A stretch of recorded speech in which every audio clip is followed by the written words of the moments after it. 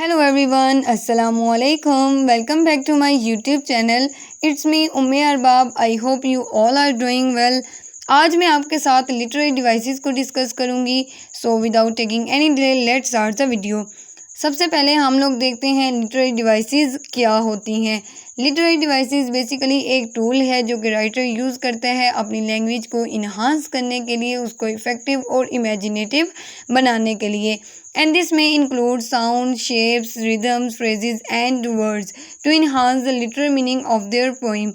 This could mean using rhythm and sound to pull the reader into the world of the poem or adding figurative meaning to the literary words. Literary devices को use करने का जो main purpose है वो ये है कि reader चीज़ों को थोड़ा इमेजिनेटिव वे में देखे, उसको ऑब्जर्व करे और फील करे. अब हम देखते हैं लिटरेरी डिवाइसेस इंपॉर्टेंट क्यों हैं. Literary devices are so important because they can add emphasis to phrases, evoke mood and emotion and provide insight into an author's words by making the story telling clear and vivid. Important इसीलिए है कि ये जो story बताई जाती है उसको clear और विविड बनाने के लिए. नेक्स्ट हम देखते हैं फिगरेटिव लैंग्वेज क्या है. Figurative language refer to language that is not literal. Figurative language basically means that has other meaning than its literal or typical meaning. It suggests a comparison to something else so that one thing is seen in terms of another. For example, the phrase fire tears, the personification of tear is figurative since tears cannot really act in fancy as people can. Figurative language में हम बहुत सारे personification, imagery words use करते हैं. अब हम देख लेते हैं फिगर्स ऑफ स्पीच कौन कौन सी हैं. फिगर ऑफ स्पीच में आज हम डिस्कस करेंगे simile, personification, metaphor, consonance, assonance, anaphora, hyperbole, imagery, idiom and many more. So सबसे पहले हम लोग देखते लेते हैं सिमिली को. A simile is a figure of speech that makes a comparison showing similarity between two different things using the word like or as. Simile एक figure of speech है जिसमें हम दो डिफरेंट थिंग्स का कंपैरिजन करते हैं, उनमें एक यूज़ करके वर्ड्स लाइक और एड्स यूज़ करके. The word comes from the Latin similis. Simile का लफ्ज़ लैटिन वर्ड सिमिलीज से निकला है. They can often use in literature such as poetry और novel, but it is also a device use in films और story writers. Simile जो है वो राइटर पोइट्री में भी यूज़ करते हैं और नॉवेल्स में भी यूज़ करता है. ये एक डिवाइस है जो कि स्क्रीन राइटर्स भी यूज़ करते हैं फिल्म्स में. सो अब हम इसकी एग्जांपल देख लेते हैं. As proud as a peacock, as big as an elephant, my son is like a moon. अब जो सन है वो चांद की तरह तो नहीं है ना, तो लेकिन हमने उसका कंपैरिजन किया है कि उसकी जो चेहरे की रौनक है, या इस तरह करके हमने चीज़ों को कंपैरिजन करके एक सेंटेंस बनाया जिससे हम लाइक और एज वर्ड यूज़ करते हैं. For example, as blind as a bat, works like a dog. So next figures of speech हम देखते हैं मेटाफर को. मेटाफर भी सेम सिमिली की तरह ही होता है. इसमें हम दो डिसिमिलर थिंग्स का कंपैरिजन करते हैं, लेकिन मेटाफर में हम एज और लाइक यूज़ नहीं करते. Metaphor pronounced metaphor is a common figures of speech that makes a comparison by directly relating one thing to another unrelating thing. Metaphor is a comparison between two things that are otherwise unrelated.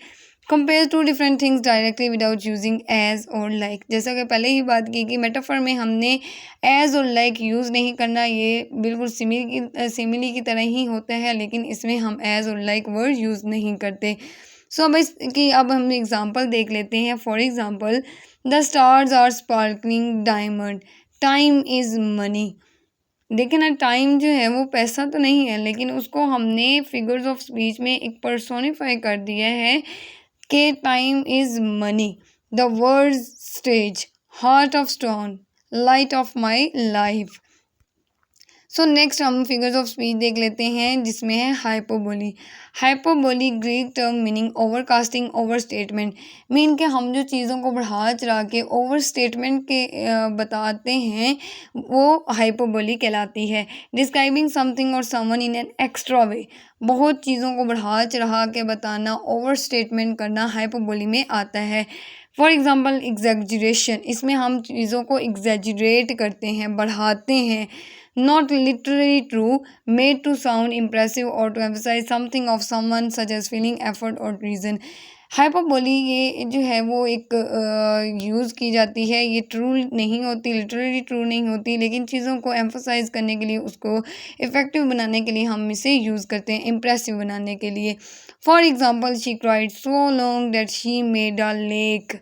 I have a million things to do today. I am so tired that I could sleep a year. अब देखें ना, यहाँ पे चीज़ों को कितना बढ़ाया हुआ है। यहाँ के कहा जा रहा है कि मैं इतना सो सकती हूँ, इतना थक गई हूँ कि मैं 1 साल तक सो सकती हूँ। सो ये इसी को यहाँ पर बोली कहते हैं कि हमने चीज़ों को ओवर का स्टेटमेंट करने हैं।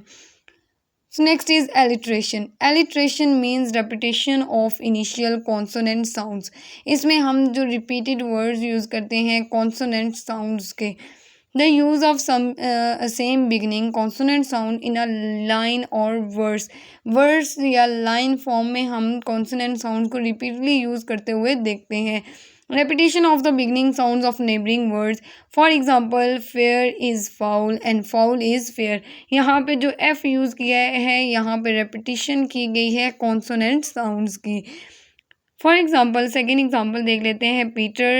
Pepper picked a peck of pickled peppers. अब जो repetition हो रही है P words की, ये हमारी alliteration कहलाती है.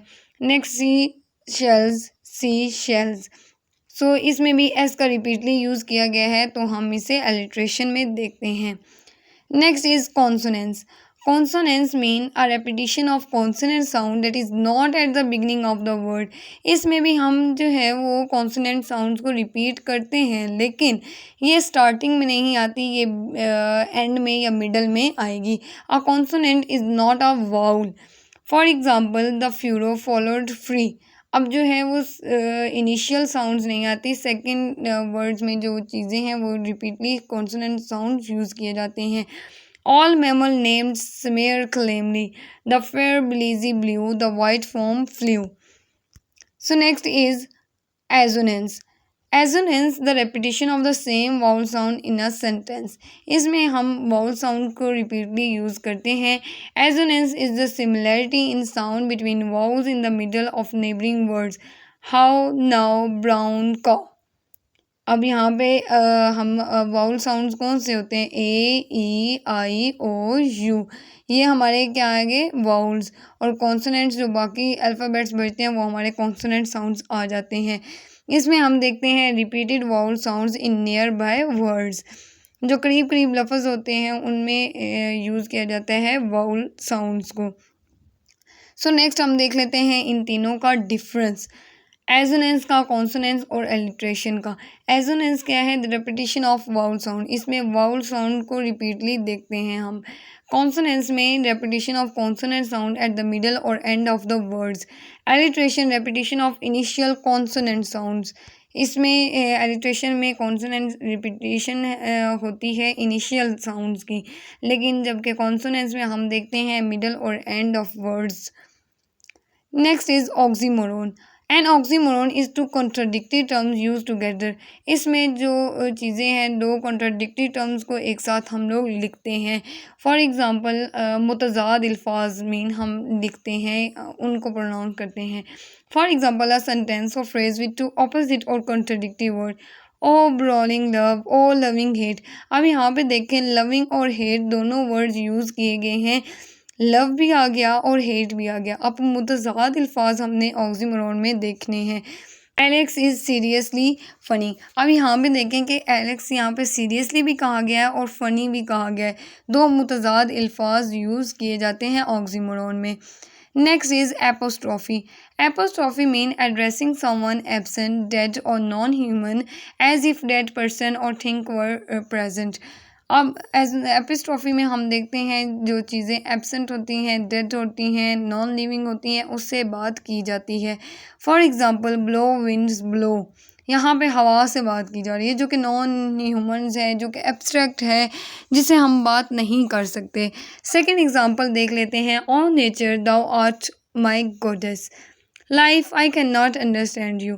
यहाँ पे देखें, यहाँ पे बात की गई है जा रही है लाइफ से, मीन के life I can not understand you, ये भी एब्सेंट चीज़ें हैं जो कि नॉन ह्यूमन है, नॉन लिविंग है, उनसे बात की जा रही है। नेक्स्ट देख लेते हैं आइरनी। आइरनी का बहुत दफ़ा हमने सुना है कि चीज़ों को उस तरह बयान किया जाता है जैसे हम एक्सपेक्ट कर रहे होते हैं, चीज़ें वैसी नहीं हो रही होती, तो ये हमारी आइरनी कहलाती है। Irony occurs when there is a contrast between what is said and what is meant, और बिटवीन अपीयरेंस एंड रियलिटी। चीज़ें अपीयरेंस से या रियलिटी से बहुत ज़्यादा डिफरेंट होती हैं। Irony is a form of figure of speech in which person delivering the ironic statement says something which is completely opposite to what they mean और what the reality of the situation is. अब जो है इसकी 3 types हैं, verbal irony, situational irony and dramatic irony. अब हम इसकी example से क्लियर देख लेते हैं कि आयरनी क्या होती है। एक एग्जांपल, बेसिक एग्जांपल मैं आपको देती हूँ कि एक स्टूडेंट है, वो फेल होता है, उसकी सप्ली वगैरह कोई आती है, तो घर जाके बताता है कि मैं फ़ेल हो गया हूँ, तो आगे से रिस्पॉन्स मिलता है, wow you are so intelligent. तो मीन के उसने तो एक्सपेक्ट किया था कि बहुत ज़्यादा डांट मिलेगी कि इस तरह तुम्हें नहीं करना चाहिए, तुम्हें पढ़ना चाहिए था, लेकिन उसकी एक्सपेक्टेशंस के ऑपोजिट होता है, तो वो हमारी आयरनी कहलाती है। For example the fire station burn to the ground, July was really a cold month. Basically तो जुलाई एक गर्म मंथ है ना, एक हॉट मंथ है, लेकिन यहाँ पे कहा जा रहा है, एक आयरनी बताई गई है कि July was a really cold month, which was ironic considering it's supposed to be a summer when something is unusual or unexpected। जब चीज़ें unusual और unexpected होती हैं, वो हमारी irony कहलाती हैं। Next is antithesis. Antithesis mean using of opposite words in close placement. इसमें ऑपोजिट वर्ड्स जो हैं वो एक दूसरे के क्लोज रिलेट किए होते हैं। एंटीथीसिस में हम देखते हैं एक आइडिया दूसरे आइडियाज़ को के अगेंस्ट होता है, मीन्स एक कंट्रास्ट होता है इनमें। Antithesis refers to juxtaposition of opposing or contrasting idea. For example, love is an ideal thing, marriage is real thing. Man proposes, God disposes. अब जो है इसकी एग्जांपल देख लेते हैं कि खुदा दुनिया बनाता है जबकि इंसान आगे मुल्क को चलाता है, दुनिया को चलाता है। तो ये हमारी कंट्रास्ट आ जाएगी, उनमें एक रिलेशनशिप, एक अगेंस्ट जो चीज़ें हैं वो पैदा की जाती हैं। अंडरस्टेटमेंट में अब हम देखते हैं, understatement is a statement which is made to be less important than what is actually being conveyed. जो कि चीज़ बताई जा रही है वो इतनी ज़्यादा इम्पोर्टेंट नहीं होती, वो लेस इम्पोर्टेंट होती है। For example, it stings a bit more referring to a serious wound और injury. I only have $2 million। अब $2 million कम नहीं है, चीज़ों को जो है इतना बताया जाता है वो लेस इम्पोर्टेंट होती हैं। So next is pun. Pun is a play on words. It uses a word to give a different sense to the sentence and add a double meaning. Basically यहाँ पे कहा गया है कि pun जो है play words हैं, चीज़ों को double meaning देना, अल्फाज को एक अल्फाज के double meanings भी हो सकते हैं। For example, she had a photographic memory but never developed it. An egg for breakfast is not easy to beat. अब बीट के यहाँ पे 2 मतलब लिए गए हैं, बीट पकाना भी होता है और बीट मारना भी होता है। सो पन जो है बेसिकली एक प्ले वर्ड्स हैं। ईडियम्स को अब देख लेते हैं। Idiom is an expression with meaning different from the literal meaning of the words. Literal meaning से ये डिफरेंट होता है, ऑपोजिट होता है। A group of words that have a different meaning from the literal meaning, an expression of 2 or more words that mean something other than the actual of its words. For example, hold your houses. Hold your houses mean I am coming. अब houses को पकड़ के तो नहीं ना रखना, तो ये क्या है, एक्सपेक्टेशंस के ऑपोजिट है, इसका ऑपोजिट वर्ड हम देखेंगे। Break a leg. अब ब्रेक अ लेग मीन के टांग तोड़ो नहीं, ब्रेक अ लेग मीन के good luck, best of luck.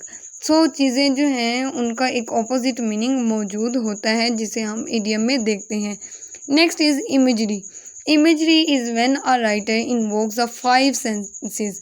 Five senses को जब इन्वोक करता है वो हमारी इमेजरी में आती हैं। When an author uses words that appeal to one or more of our senses. For example, the smell reminded him of rooting tomatoes. जो स्मेल है वो उससे पता चलता है कि जो टमाटर है वो गल सड़ गए हैं, ख़राब हो गए हैं। तो ये हमारी इमेजरी हमारी ख़यालात में आते हैं, जो हम ख़यालात करते हैं, सपोज करते हैं। The fence was uneven like baby teeth growing awakeningly in. So this is all about today video.